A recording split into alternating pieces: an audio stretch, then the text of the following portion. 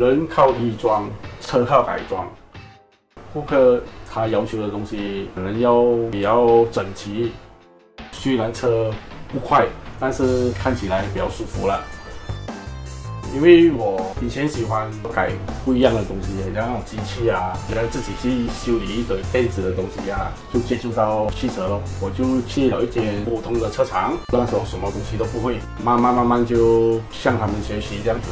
那时候工钱也不会很高，是500多块罢了，就做了差不多5年这样，就跑出来半做半读咯，读到差不多有2年了，就出来教车的学院。那时候他们请我做老师啊。有些学生很难教啦，所以给到我很多麻烦，变了我就跑去学改车。就是他们被父母好像叫他去读这个不是他们自己的兴趣，然后变了没有去专心，所以他们10个出来，可能有1个是做车罢了。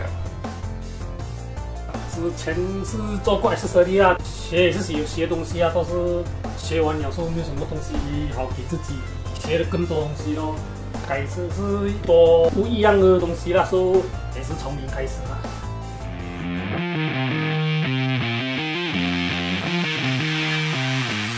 投手那时候都是比较难做的东西，它就叫投手做，所以投手他们都是会给你洗东西呀、换车油比较容易的，就叫你去做咯。所以你要学那种比较难的东西呢，他们会比较少教你。然后你要做了差不多2、3年这样子，他会慢慢会跟你讲一些东西，你才慢慢去学。投手没有做了，老板就教我比较多了那时候我就学的会比较多咯。现在的时代学的东西会比较容易，因为以前我们学的东西没有看谷歌啊，没有看 YouTube 以前学的东西呢就要看老板的脸色，还有投手啊。看他要不要教你咯，有些人你请教别人，你还要请他吃饭啊，还是不好意思啊，这样子啊。我跟这个 David 呢都认识不错，做工是做工啦，办公是朋友，但他没有给我很大的 pressure， 准时10点来做工，准时7点就放工。别的地方是学的东西不是很多咯，跟 David 这边可以学很多东西啦。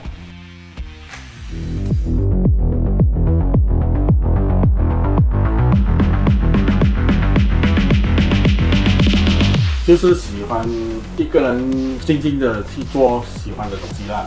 我觉得做车是一个兴趣啦，然后我开这间店呢，也是有一点自己要的收入咯。不用去看其他老板的脸色，自己比较自由啦。自己要做什么，顾客要求什么，我就尽量去做到最好给他咯。因为我只会做手工罢了，其他的东西我没有什么兴趣啦。因为车交通工具嘛，每一个人都要有嘛，所以我觉得这一行值得学啦，就慢慢去研究这种东西咯。最主要是他们要有兴趣啊，如果你没有兴趣学的话，会比较难啊。没有去想要了解这个东西坏了为什么会坏，什么会导致这个东西坏，到底这个东西换了之后。会不会用不久，他又再来这个问题呢？年轻是看他有没有那个心去学咯。有些人觉得很复杂，就会容易放弃。我是没有放弃啦，我是学，越学越有精神啦。因为我们很多东西我们没有看过嘛，东西科技一直在 upgrade 嘛，是什么东西我们好奇会去研究。安装不安装是另外一个回事啦，是我们自己的兴趣。以后你有你的手艺，是这样子罢了咯。改车的话会比较难，因为现在的人他们要简单，比较复杂的他们就不要去想哦。我这一行就是比较伤脑筋的东西啊，有些东西你要会改变哦。之前最短时间的员工有一个第一天来上班，做到下午想要吃饭，他就没有做了。那时候只是单单叫他拆一个车头的东西罢了。可能他觉得很压力啦，他可能还不知道我们改装这一个东西要伤脑筋，所以他做到一半就放弃了这个工作。这种东西我也是看习惯了的，比较难请人啦，真的比较难请。因为你看啊，他们要求工钱要高，但是他们又做不到我要做的东西，通常他们做错东西可能那东西很贵的话啦，就需要他们自己去承担哦，要去赔啦。他们可能是怕这种的。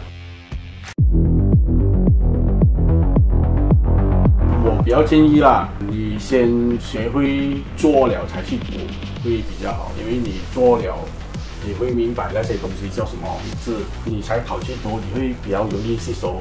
之前我是这样子学啦。最主要是他们是做了差不多有5年的经验，他们会自己解决其他顾客的问题啦。